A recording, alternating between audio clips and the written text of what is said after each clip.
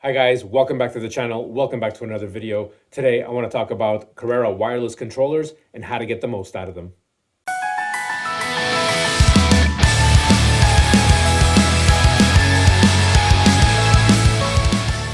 All right, I want to talk about Carrera wireless controllers. I know this seems a little backwards seeing as I just did a video on the Slot controllers, but it's not that I'm not using my wireless controllers when people come over, but they're not the greatest. So let's dive in and see what we can do to actually make these a little better.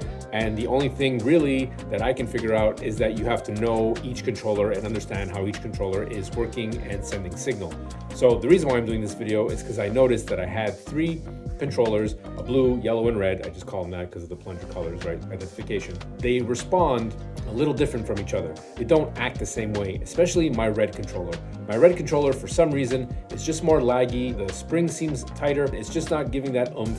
And I happened to give that controller to my daughter Allison at one point and said, here you go, race with this. And she immediately asked me if I changed the speed of the car. Someone who is kind of new to the hobby and new to racing, after a few races, really noticed that the red controller had a big difference. I kind of developed more like a backyard science, if you will. I kind of just dove in and figured out, hey, well, let's see what these controllers are actually doing to the motors, and if we can actually pinpoint and narrow down and document what these controllers are doing, so we can have a better understanding of how to race with or classify not only our cars, but our controllers.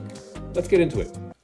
All right, guys, hopefully the cell phone microphone will be able to pick this up as good as possible. So the test we're doing is basically taking the controller, pushing down as fast as we can go slowly, and trying to see if we can't hear the steps. Carrera controllers are supposedly supposed to have 16 steps of contact, 16 steps of signal to the motor. So let's see if we can't hear that. And then we can classify each controller. And you can do this at home, obviously.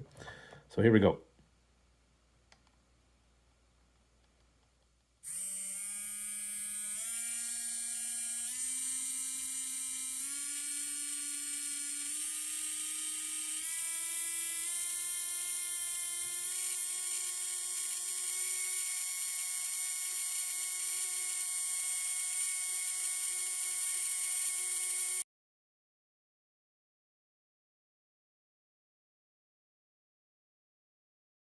Just for the beginning, that was a bit of a rough beginning, so I'm going to start that again.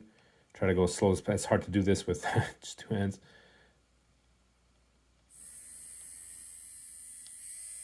2,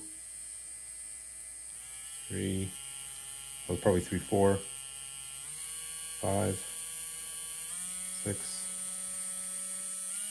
7, 8, 9, 10, 11, maybe 12, 13, 14, 15.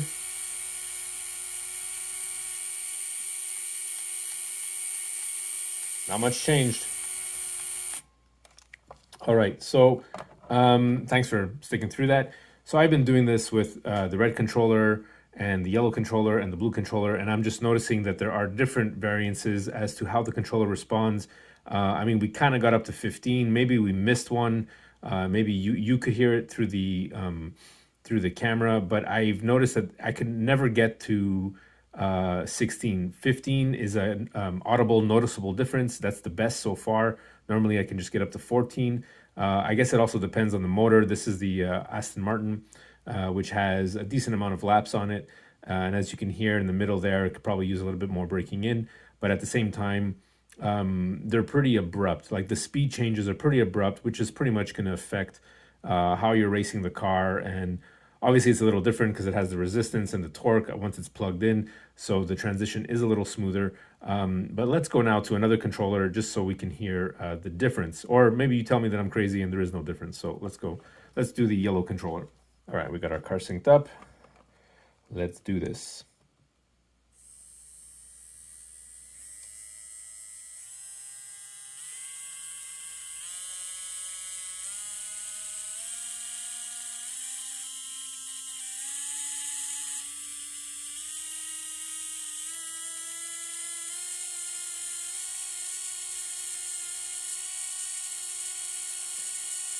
it tops out a little sooner. See that?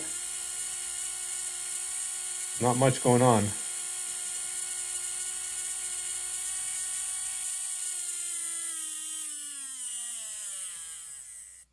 Okay. So that's that really. So what I did was I went through my controllers, the yellow one and the blue one, and these two seem to have the same response. And you heard the red one was even kind of more of like a dirtier sound, like as if the controller is not responding properly. If you want, we can go back. Let's do that. Let's go back and see. And maybe it was the way I was holding the motor.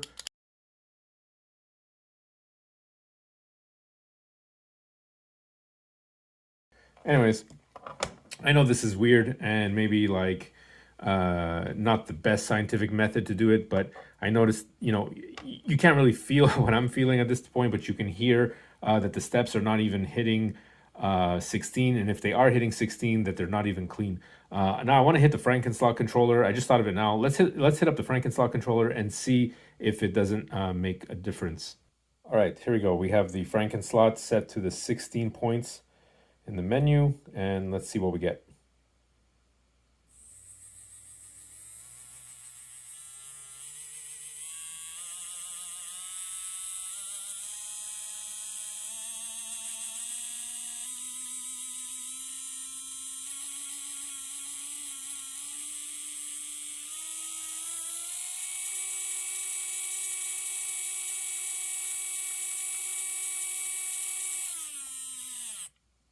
All right, I just realized that this should probably be set on the linear because I have it on the curve 3, but at the same time, it is so smoother, and you heard that waving, you heard that signal being sent. There's definitely some interesting things happening there, and the motor even felt smoother in my fingers. So guys, just like try this at home, I guess, and you can, this is not really fine tuning your controllers, but just really knowing what your controllers can do and if there is a big variance in them. So you know that, hey, the red controller kind of tops out closer to the middle, and that the yellow controller, for whatever reason, I have more play. I can throttle it a bit more. Who knows? Maybe this is just crazy. Maybe this is just, silliness, but I had previously tested them and noticed differences in the controller. Now, is there anything we can really do about it? Not without breaking in the motor and trying different ones. So yeah, this is just more to know and to classify your controllers so you know which ones to give to your friends to make sure that they don't win. All right, guys, so after a little bit more testing and a little bit more of video review, all I can really see and notice is that where your thumb position is will translate a little bit differently to the motor. So some controllers tend to have a sweeter spot at the top. Some controllers tend to lag a little bit. You're gonna have to go through that. I'm not gonna like classify my controllers because they're my controllers. It doesn't make any sense. Classify your own. If this helps you in any way, that makes me happy. I hope you enjoyed that. Please leave a like and subscribe if you've got anything out of this video. And remember, if it's good for you, good for you.